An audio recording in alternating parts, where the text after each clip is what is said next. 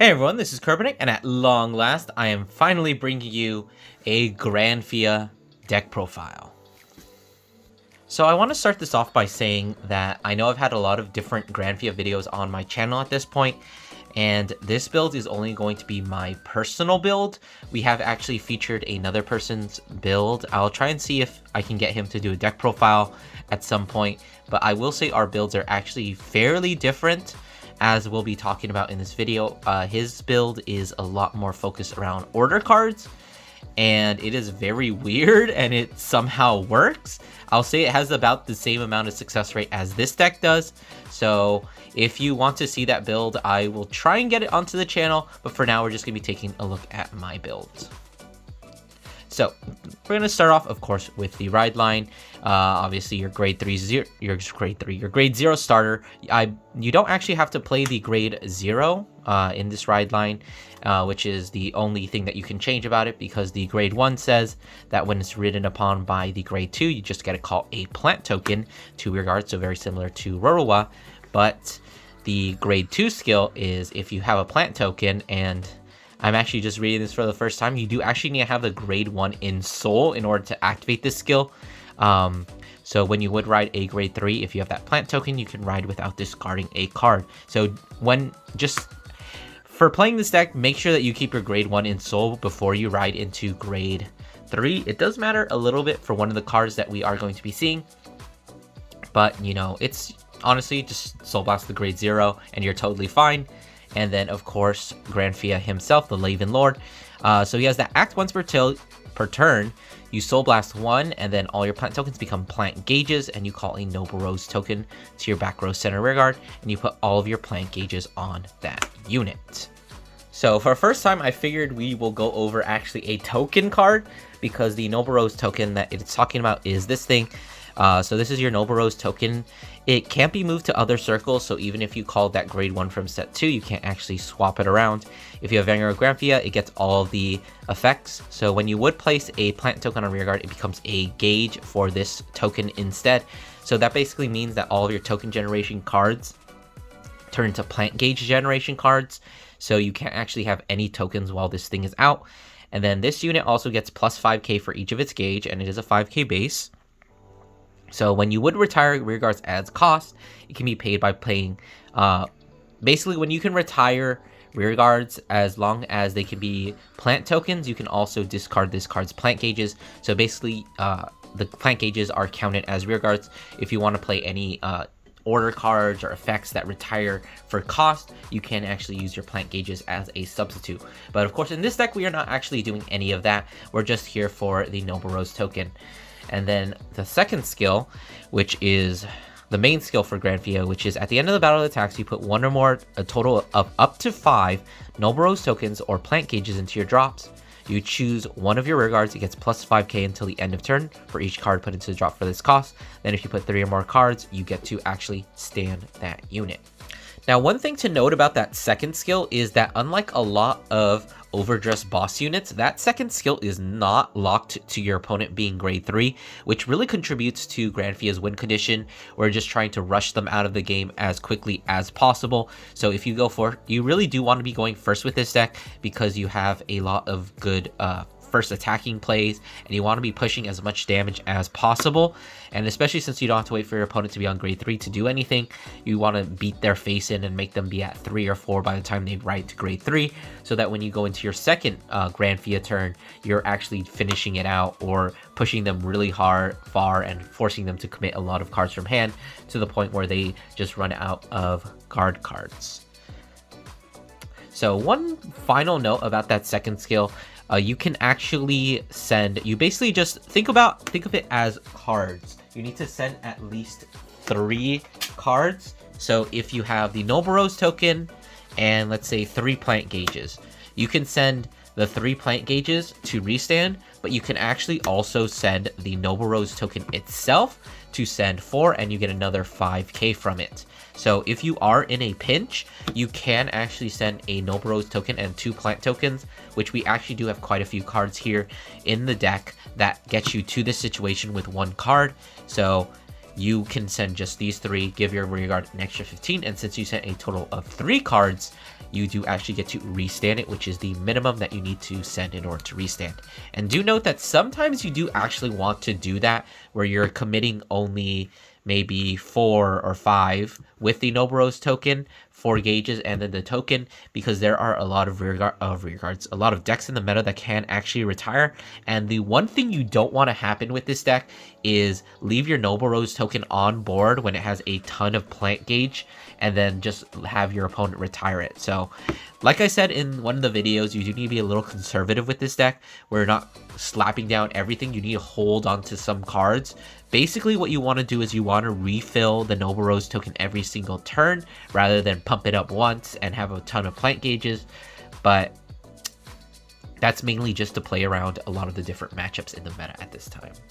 Alright, so getting into the main deck, starting off with the grade 3s, we are actually only playing 2 copies of Persona Ride. So I did mention this before, but I don't think Persona Ride is actually very good in the deck. I mean, it is just like an extra 10k, but as I said, your power is already hitting for 38, 33, or even 43, 53 on the Vanguard itself, so that extra 10k power doesn't really matter as much, and you would rather have more consistent things like Creedasol to make your rearguard swing for big numbers. Honestly, I think 2, I've been testing 2 for a little bit. I think 2 is actually really fine. The main problem I have with Persona Ride is that's very much a brick, especially since you're trying to close out the game by your first grade 3 turn sometimes. So actually getting to that Persona Ride is not as impactful as you think it is, and it's honestly just not as necessary as it is in a lot of other decks, because this is one of the few decks that can amass a ton of power without Persona Riding. So just adding that extra 10k doesn't make that much of a difference. I might even cut it down to 1 or 0, but I think for now 2 is doing pretty good, especially since I don't really have anything else in the deck that I really want to play at the moment. Right, and so for our last grade 3 card, I am actually playing 1 copy of Clouded Miasma, which I don't think I actually posted that great nature review. But anyways, this is just basically a CB1 to reborn a grade 3 or less from your drop. It does have another skill when you're doing Alchemy Magic, but this card is basically just a counterblast for a reborn, because I don't think I mentioned it before, but Granfia is the only Stoicheia deck that actually does not use Counterblast or Soul Blast very much, which means that you can literally load up on Counterblast and Soul Blast cards in your deck and have it be totally alright, because your Vanguard doesn't use any of it. It uses 1 soul maybe once or twice. But this card is just here to be a revival card. Another card I considered in this slot is that grade 3 order that generates 2 plant tokens. I know that my buddy Julio plays it, and it does definitely work out very good for him, but the reason I chose this over that is because this deck is centered around getting your advantage by reviving everything from the drop zone. So Granfia has a very big problem with generating advantage, keeping cards in hand, so my way of circumventing that is by focusing on a bunch of revival cards to slap down your pieces once, or even discard them off Ride deck and then just reborn them in order to get their value over and over again. And this card plays into that, as well as almost being a 2 plant token generator card, because you can reborn one of your units that will generate 2 plant tokens all by itself, which will get you those 2 gauges, which gets you to 3 cards, which gets you to that restand. Alright, so next up, getting into the grade 2s, we have probably one of the most important grade 2s for the deck, and that is going to be Ranran Orangine. So he has the skill when he's placed on rear, you call plant token to rearguard. Very simple, very easy. And then at the beginning of your battle phase, if you have Vanguard Granfia and it is in the front row, you gotta just call another plant token. So this is one of the cards I was talking about, where it is basically just a free 2 plant tokens. When you call it, it's the free 2 plant tokens, and every single turn that it stays on board, it is another +1 to your plant gauges. But a overall very good card, your main playmaker, and there is a combo with it as with the next card we're going to look at. Okay, so next up for the next grade 2, we have 4 copies of the Elenia. So this is a pretty old card. It's from BT1. In case you don't remember, it is when it's placed from hand on rearguard, you CB1, SB1, choose a grade 2 or less from your drop and call it to rearguard, and then that unit that gets called actually gets another 5k. So this is another one of our revival cards. you might think the Counterblast Soul Blast is a little bit of a heavy cost, but as I said, you really don't use any resources in the deck, so just needing to commit those 2 resources really is not a problem at all. And this card is one of my favorites for when you're going first, or basically whenever you ride into grade 2s. Alright, so next up we do have a card that is there to patch up one of the weaknesses of Granfia, and that is going to be only 3 copies of Creed Assault. So now Creed Assault is a card from, I think this is BT3, yeah, with the Flagberg support. So if your rear guard does not stand by a card effect, this turn it can't attack. And then during the battle, it attacks a Vanguard, it gets an extra 10k. So this card is really good because, one, that condition you're always going to be meeting because you are restanding a rear guard hopefully every single turn, and you'll be able to attack with it. And then this card is, like I said, really good because it is a 20k attacker, meaning that if you go first and your opponent is still on grade 2 and you do your grade 3 Granfia play, which you should always be able to do, this Kai is swinging for a nice 20k, which hits over a defensive. If you can't tell, a lot of my building of this deck is planned around hitting over defensives because you're going to be pushing a lot of damage in a single turn, and you need to be able to hit really big numbers. Another play I do like doing is with a Diantha. You put a Diantha behind this, and then with your Noble Rose token, you do achieve that extra 5k, so it's swinging for a 33k column. So very good play in that sense. I really like this card. It's only at 3 because I was playing it at 4 because I wanted to see it, but it is a very much a brick if you are running very low on resources. If you're getting into the late game and you draw into a Creed Assault, it is very, very bad, especially if you cannot use the Granfia skill because you used up all your plant gauges in earlier turns. Alright, so this last card is a little bit of a tech option. I was playing another Cloud Miasma in this slot, but Julio actually red-pilled me on this card, and I just want to play it. So this is a card from BT1. It's called Sealed Path, and it is a Blitz order. You play it with Counterblast 2, and you choose one of your opponent's Vanguards. That unit gets -1 critical until the end of the battle. So I watched Julio play a ton of games with his Granfia deck, and this card has saved him so many times. It's not even funny, but I just think that I want to try it out. It's really not as bad of a cost as you might think. That Counterblast 2 is not that bad because, as I said, Granfia doesn't really use Counterblast that much. However, I will say that this deck is a little bit more Counterblast heavy than Julio's deck, so maybe this card doesn't fit, but it is a really funny card, and it counters Brockgate OT, which is insanely funny. Alright, next up, getting into the grade 1s, we do have the 4 copies of the Burrow Mushrooms, one of my favorite cards in all of the game. So, Burrow Mushroom's skill is you put in Soul, you call 2 plant tokens to rear guard. Very simple. But if you have a grade 3 or grade Vanguard with Granfia's name, you choose one of your rear guards and it gets plus 5k until the end of turn. So this card is just insanely good for the deck. The only issue I have with it is that it puts itself into Soul, but that's also a good thing, because this card is your sole way to actually gain Soul in this deck.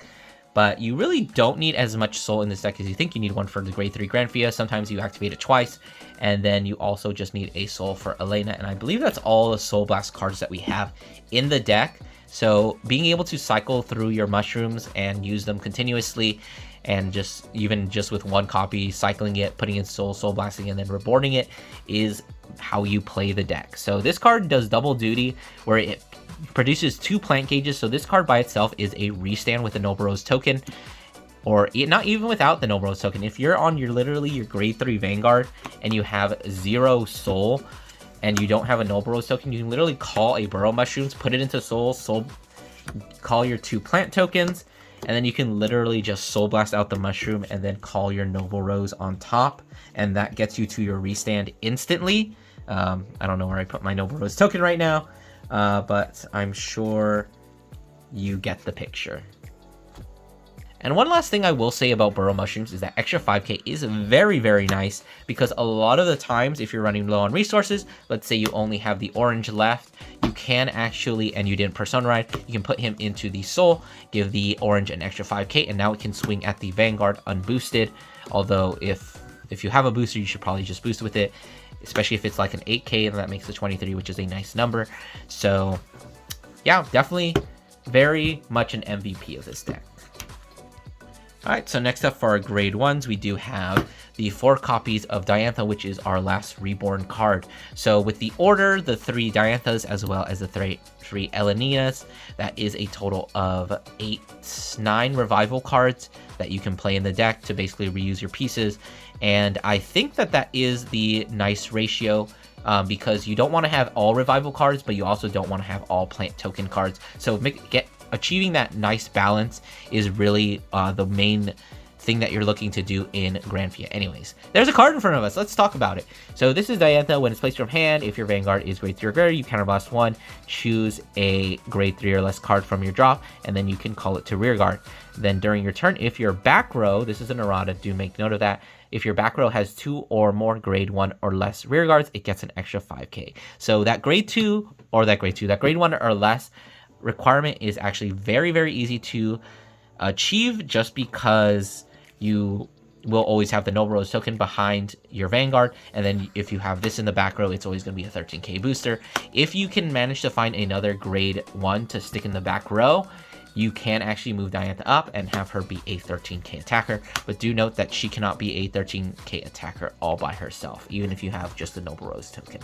So another revival card, very good. I prefer using this card to reborn either mushrooms, because it doesn't get an extra 5k like Elena and I don't waste it, or you can also revive the Creed Assault, which is another play that I really like doing. So you like intercept with your Creed Assault, or you have them waiting in your draw, and then when you're ready to push, you call the Diantha, counterblast 1, special summon, reborn the Creed Assault, and then that is a 33k column all by itself, as long as you don't send your Noble Rose token or you have another grade 1. So that is a very nice number at any point in the game. So Diantha, definitely a very good card for the deck. Alright, so rounding out the grade 1s, we do actually have, I've been playing around with the numbers on this one, but this is the promo that Granfia got, Fairy of Kender, Darien.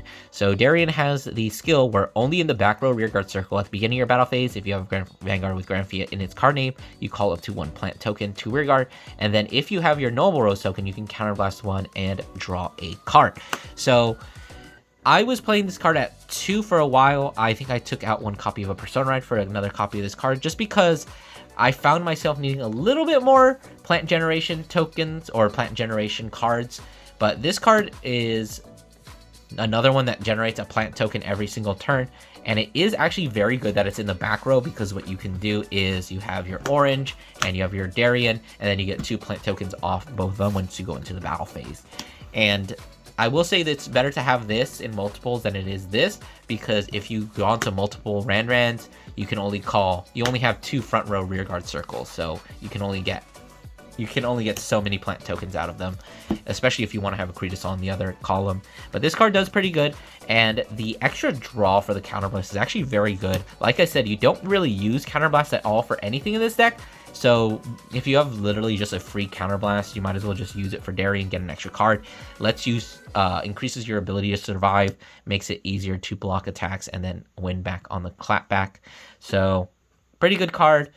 Not as good as orange. If this card called a plant token on place, this would be insanely good. It's literally just another copy of Ran, but it doesn't, so it's just not as good. This is probably your weakest plant generation, or plant token generation, because it only generates 1 card per turn. Alright, so just getting into the basic stuff. 3 PGs, Elementaria, nothing much to say there. For the trigger lineup, we are just playing the 4 crit, and the other 4 crit. I will say it's probably good. You should probably have Alanas by this point, but Alanas are pretty decent in the deck, because sometimes you do actually run out of soul, and having a card to put another card into soul is actually kind of beneficial for the deck. Playing 8 crit, not only because it's the main thing to do, but you are a glass cannon deck. You're trying to kill as quickly as possible. Crits help push them to higher damage, and your numbers are always super swole. Your Vanguard is always either getting PG'd or it is being taken, so being able to hit those crits and push as much damage and push them to 4 or 5 as quickly as possible is the main game plan of the deck. Alright, and so for my other 3 triggers, I've opted to just play draw triggers, because as I said, the deck does really have an advantage problem. It has a lot of issues maintaining hand and keeping hand strong. So, and I don't really think you could play front triggers for the extra shield, but I think front triggers don't really do too much because your numbers are already going to be pretty swole with things like Creed Assault hitting for that 33, and then your rear guard restanding for 40 or even 38 or something, numbers around there. And then your Vanguard is also swinging really big, so most of the time they're not going to hard guard your Vanguard, so I think draws are just a little bit better.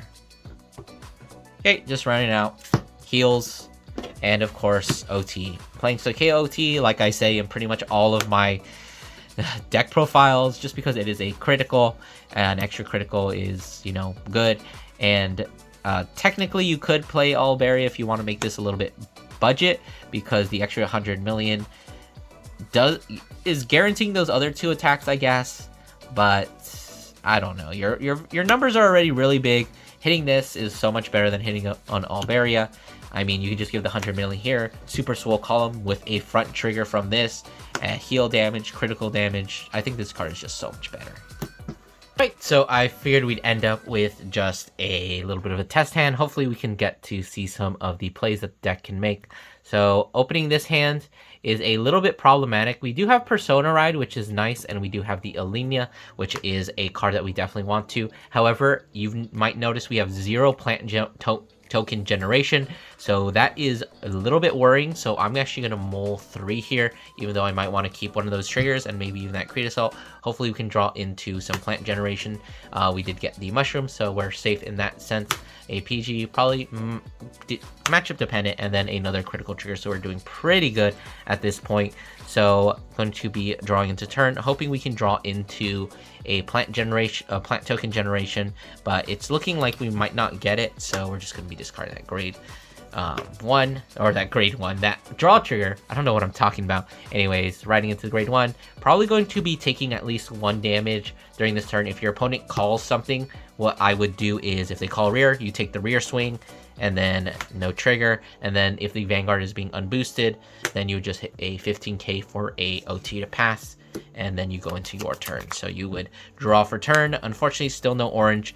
I'm gonna just pretend that this is an orange. Give me a second, just because I want to show you the really cool play that you can do on grade 2. So what you would do is you discard your orange to the drop zone. You might be thinking, what? That's your combo piece. What are you doing? Right into your grade 2, and then the grade 1 skill activates. You call a plant token, and then what you would do is you call your Elenina, Counterblast 1, Soul Blast 1. You make sure you're Soul Blasting the starter, otherwise you can't ride for free. Call out the Orangine, it gets an extra 5k, so it's at 15. On place, you get a plant token. Start battle phase, you get a plant token. So now you're swinging 15. That is a 10k guard. 15, that is a 15k trigger, is a 1 to pass. Hit the trigger, draw into another card, and then swing the Orangine, which is 20. With the trigger, it's 30, which hits over a defensive. So very good, very optimal grade 2 board and play.